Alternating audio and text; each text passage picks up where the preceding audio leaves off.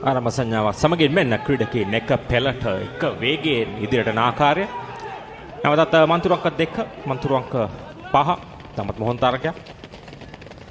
මන්තුරු අංක 5 තමත් පහසුවෙන් තරගයේ ජයග්‍රහණ කරන ආකාරයක් තමයි පෙනෙන්නට තිබෙන්නේ. බලමු වාර්තා කළ කාලය කෙසේද කියා.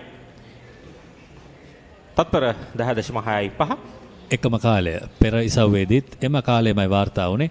ඒ වගේම ඔවුන් දෙදෙනාම තවත් ජවය තිබෙන බව පෙන්눔 කළා.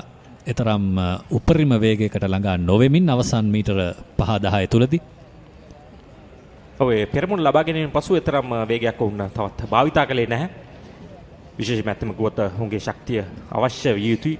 මොකද අවසන් පූර්ව වටේ තරඟ මේ තරඟ අවසානයෙන් පසුව පැවැත්වීමට සූදානම්ින් සිටින්නේ. ඉතින් ඒ නිසා අනිවාර්යයෙන්ම තමන්ගේ උපරිම වෙර නැහැ මේ ක්‍රීඩකයින්ට. හොඳ කාලයක් වාර්තා කිරීම තමයි මේ මූලික වටේ තරඟවල